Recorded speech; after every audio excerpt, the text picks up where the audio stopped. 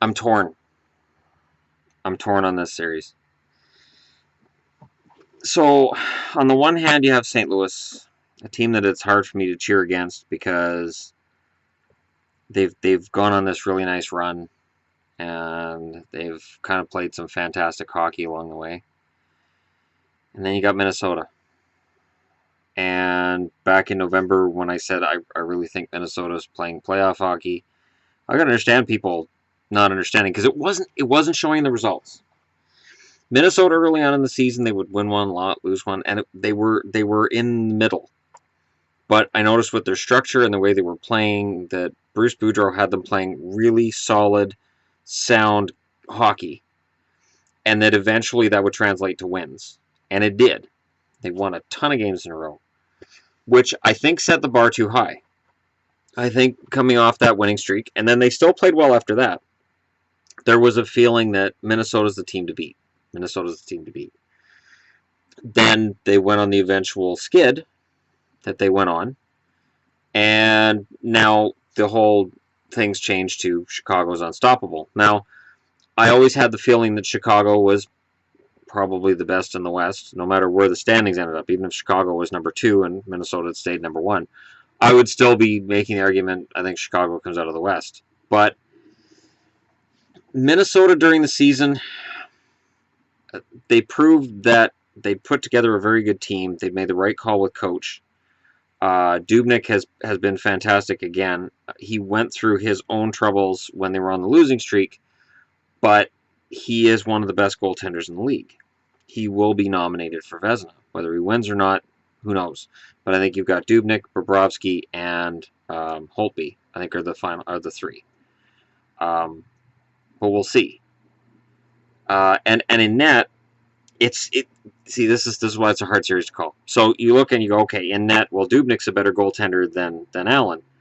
Yes, but Dubnyk hasn't done it in the postseason yet.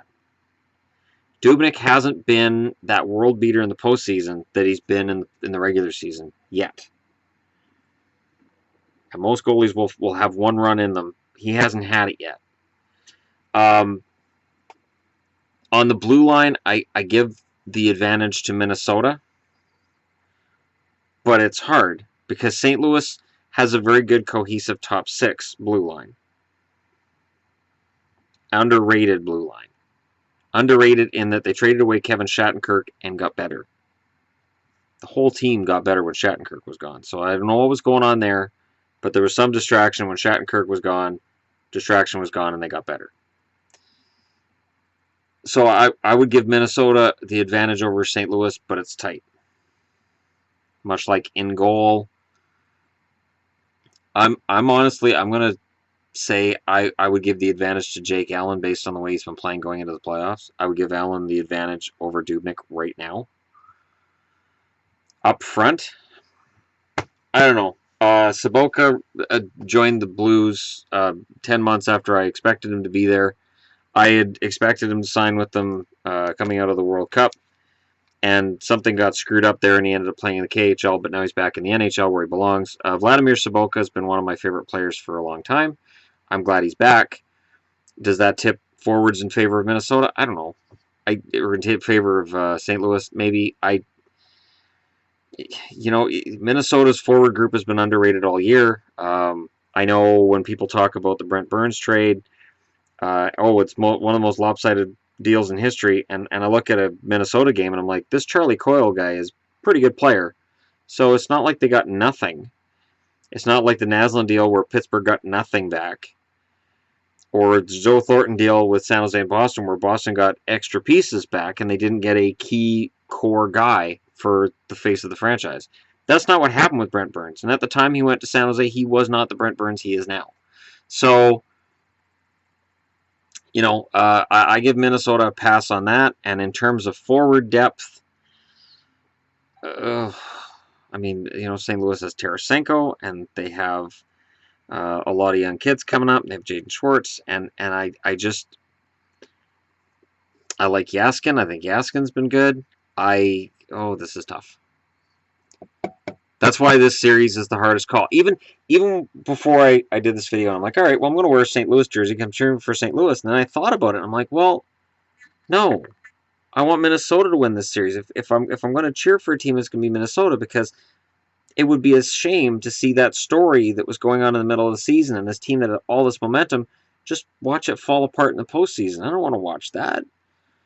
I know that once the games start, I'm going to be cheering for Minnesota. I want them to get past St. Louis. I don't know what they do after that, but I at least want to see them get past St. Louis. So it's not an easy call. Okay, let's get into the regular season series here. So on October 13th of this year, St. Louis beat Minnesota 3-2. November 26th, St. Louis beat Minnesota in a shootout 4-3. So we'll call that a tie, because again, in playoffs, there's no shootouts. On December 11th, Minnesota won 3-1. On January 26th, Minnesota won 5-1. And then March 7th, St. Louis won 2-1. So this is as close of a regular season series as you can get. They play each other very well. They match up very well. This is a very tough series to call. I still haven't said which forward group I think is better. I think the presence of Tarasenko in St. Louis makes me lean towards St. Louis. And in terms of predictions for the series, I'm predicting St. Louis is going to win it in 7. Yvonne's calling Minnesota in 7. So it is a tough call. It is a very tough call. I can't see this going 5. I can't see this not being a series where momentum is like this, because both Minnesota and St. Louis have shown this year they can both go on losing streaks, they can both go on winning streaks. Mike Yeo, coach of St. Louis, used to be the coach of Minnesota. Does he know them really well, or do they know him really well? Both. Therefore, again, you can have big momentum swings both ways. The players know what to expect from the coach knows what to expect from the players. This could be a really fun series to watch, and I say that because both Minnesota and St. Louis are capable of scoring a lot of goals. And both of them, lately anyways, lately in Minnesota and early in the season for St. Louis, they both showed their goaltenders could be really spotty at times. Remember, Jake Allen is the goaltender that not too long ago St. Louis was holding him back off of a road trip because they felt he needed a break mentally. Worked. At the time, I panned it. Like, that's don't say that publicly, but it's worked. He's been fantastic since then. And St. Louis got into a playoff spot, so they've done everything that I thought was wrong. They picked up Allen and plucked him on a bench somewhere and said, well, we're going on the road. We'll come back and get you when we're done. Here's some knitting. Do some knitting or something. Maybe take up yoga. Just get out of your head. Shattenkirk? Trade him. We don't want to lose him for nothing. Just trade him. Trade Shattenkirk. It's fine. We'll be fine. Both moves that could totally have blown up in their faces and didn't. I remember seeing Edmondson in the lineup, and I was like, Joel Edmondson, I don't know if he's an NHL defenseman, and he is. Bortuzzo, what's he doing in there? Kicking ass. As I said, St. Louis has an underrated blue line. But, and Parayko was a guy that got more press last year than this year, but Parayko's been solid. This is, I think, on paper, the toughest series to call. Because you can make an argument, a valid argument for either of them. I'm wearing Minnesota because I'm cheering for Minnesota, and I think St. Louis is going to knock them out.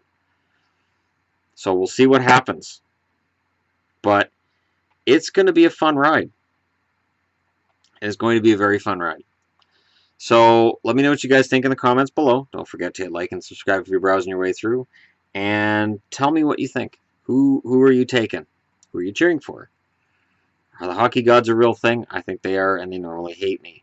Whoever I cheer for usually loses. That aching feeling in my gut at the end of this first round, I'll probably have it. I'll probably use that apple crown sitting there on my shelf to help me through it. But from now until then, we can have fun. We can watch hockey, and even after I down the apple crown and I'm upset, I'm still watching hockey because it's what I do. Thank you very much for watching. This ends my series of videos looking at the first round. I will do this for each round.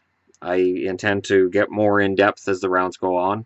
And yeah, I appreciate all your support, and I will be discussing other hockey-related topics now that these preview videos are done. But I just want to let you guys know I appreciate you guys watching this, and thank you very much.